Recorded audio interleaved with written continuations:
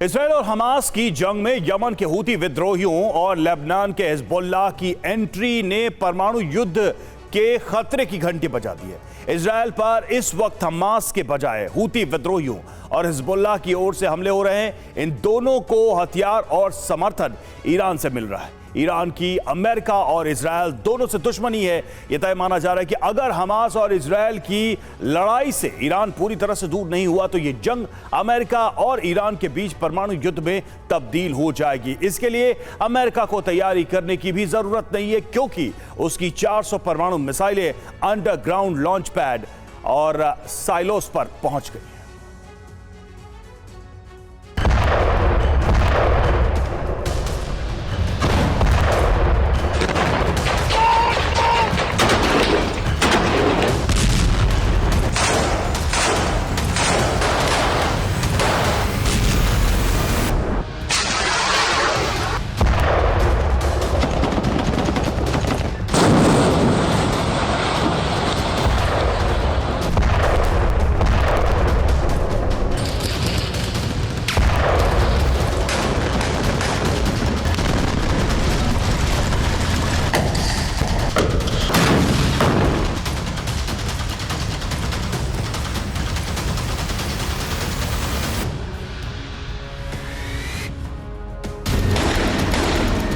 Hamas के खिलाफ Israel की जंग का 44वां दिन।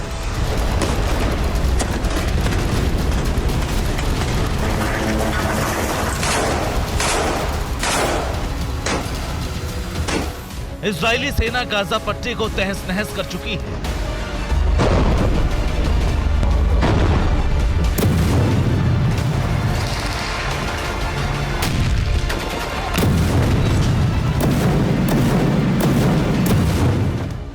गाजा पट्टी में 12,000 से ज्यादा लोगों की मौत कंफर्म है और 3,000 से ज्यादा लोग लापता हैं।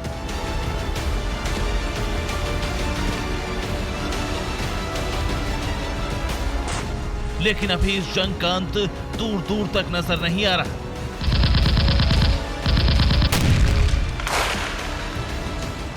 क्योंकि हमास को खत्म करने की लड़ाई अब गाजा के साथ साथ वेस्ट बैंक इलाके में भी शुरू हो गई है।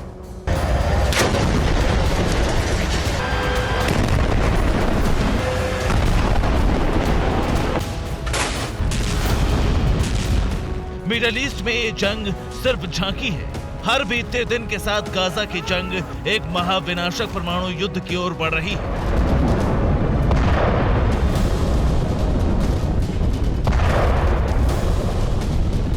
जो इजराइल और हमास या हिजबुल्लाह के बीच नहीं, बल्कि अमेरिका और ईरान के बीच हो सकता है।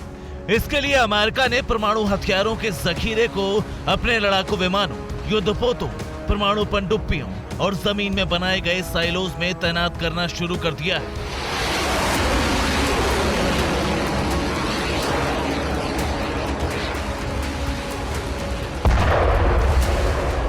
अमेरिका के परमाणु हथियारों के भंडार में लगभग 5500 वॉरहेड हैं, जिनमें 1/3 यानी लगभग 1800 न्यूक्लियर वॉरहेड और मिसाइलें रेडी टू फायर मोड में।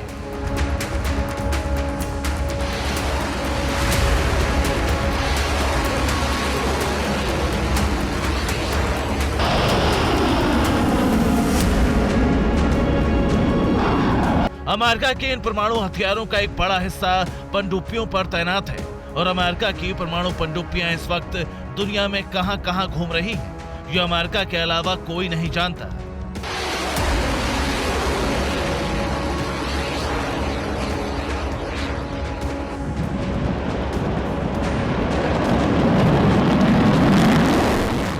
अमेरिका के परमाणु हथियारों में सबसे घातक है मिनटमैन 3 मिसाइल।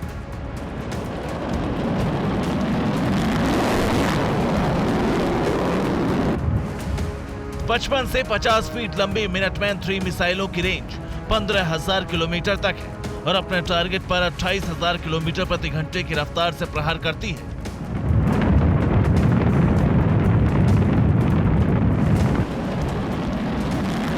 टाइम मैगजीन की रिपोर्ट के मुताबिक अमेरिकी सेना के रणनीतिक ठिकानों पर ऐसी 400 मिसाइलें विशेष चैम्बर में तैनात हैं। एक बटन दबाते ही परमाणु मिसाइलों के साइलों का ढक्कन खुला तो मिनटमैन को अमेरिका से चीन और रूस पहुंचने में आधे घंटे से भी कम का वक्त लगेगा।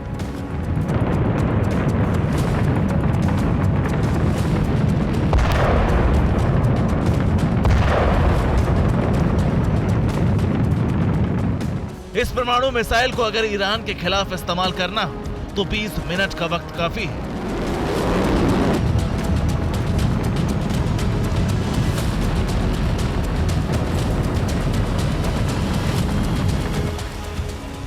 अमेरिका ने अपने परमाणु हथियारों को यूक्रेन पर रूस के हमले के बाद तैनात करना शुरू किया था। रूस के परमाणु हमले की धमकियों से निपटने के लिए पेंटागन ने अपने न्यूक्लियर भंडार को 100 अरब यानी लगभग 8 लाख करोड़ रुपए के बजट से अपग्रेड करना शुरू किया।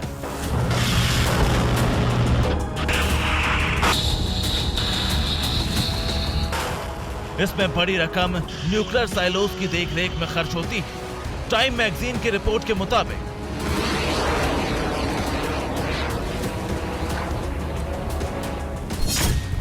परमाणु मिसाइलों को लॉन्च से पहले जिन साइलोज में रखा जाता है उसके ढक्कन का वजन लगभग 1000 किलो होता है। इनका तापमान हर वक्त 70 डिग्री फ़ारेनहाइट पर मेंटेन करना जरूरी है। मामूली गड्ढे जैसे दिखने वाले परमाणु साइलोज के एक सेंटर की देखरेख पर हर घंटे $55,000 खर्च होते हैं। इसी से आप अंदाजा लगा सकते हैं कि ये परमाणु साइलोज कितने खास और महत्वपूर्ण हैं।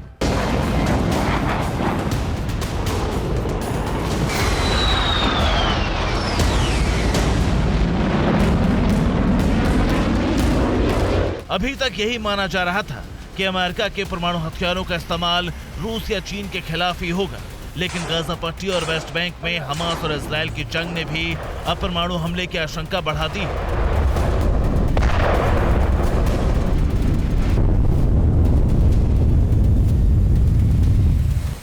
इस आशंका की जड़ है ईरान, जिसके समर्थन से हिजबुल्लाह के लड़ाकों ने दक्षिण लेबनान से इजराइल पर हमले तेज कर दिए हैं।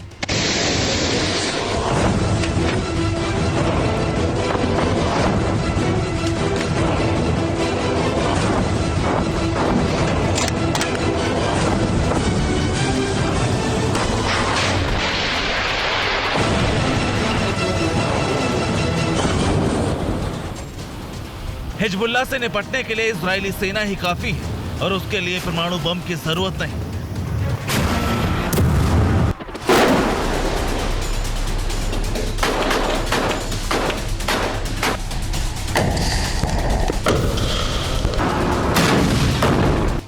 फिर परमाणु युद्ध की आशंका क्यों? इसकी वजह है ईरान, जो परमाणु बम बनाने के बेहद करीब है। ईरान के परमाणु हथियारों का खतरा इजराइल के साथ साथ अमेरिका को भी है।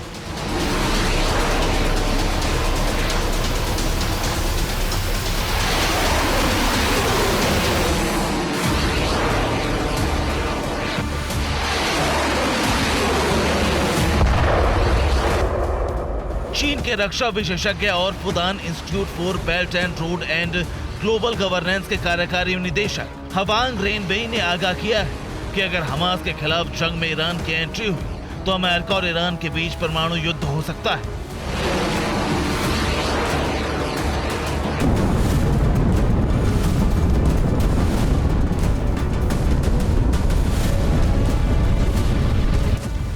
ये चेतावनी हवाई नहीं है, क्योंकि ईरान की सरकार गाजा पट्टी की लड़ाई के लिए इजराइल और अमेरिका दोनों के खिलाफ आग उगल रही है।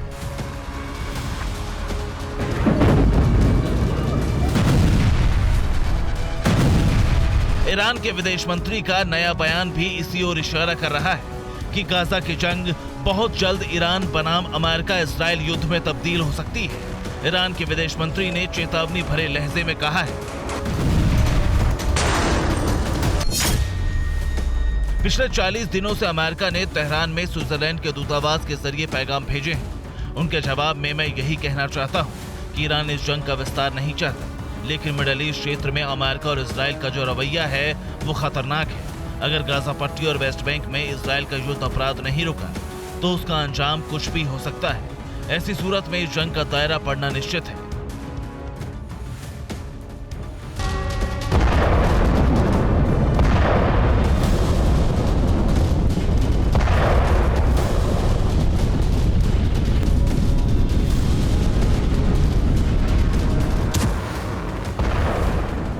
ईरान के अलावा इजराइल को परमाणु हमले के लिए तुर्की भी लगातार उकसा रहा है, जिससे मामला उलझ गया है। इजराइल को मान्यता देने वाला पहला इस्लामिक देश तुर्की ही था।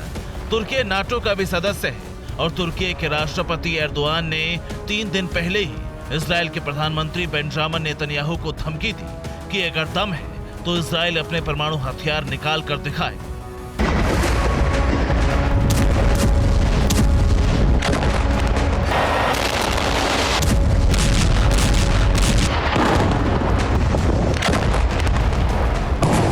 इजराइल ने कभी ये कबूल नहीं किया कि उसके पास परमाणु बम है, लेकिन परमाणु हथियारों पर नजर रखने वाली गैर सरकारी एजेंसियों का दावा है कि इजराइल के पास 90 से 200 के बीच न्यूक्लियर वॉरहेड है।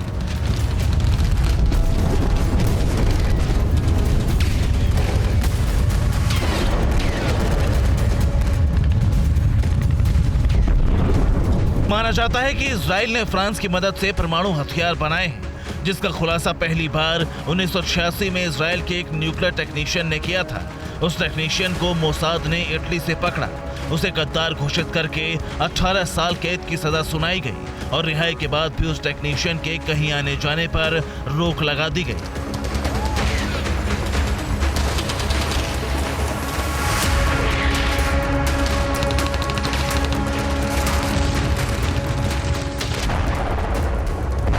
जानकार मानते हैं कि चूंकि इजराइल के परमाणु कार्यक्रम को गोपनीय रखा गया है और अगर इजराइल अपने परमाणु हथियारों का इस्तेमाल करता है तो अमेरिका और फ्रांस पर आरोप लगेगा कि उन्होंने इजराइल को चोरी से परमाणु हथियार बनाने में मदद की।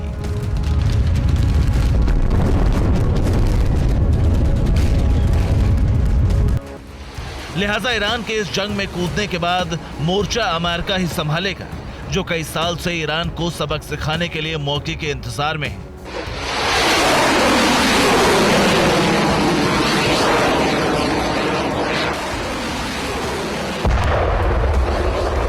Bureau report, TVN Bharatvarsh.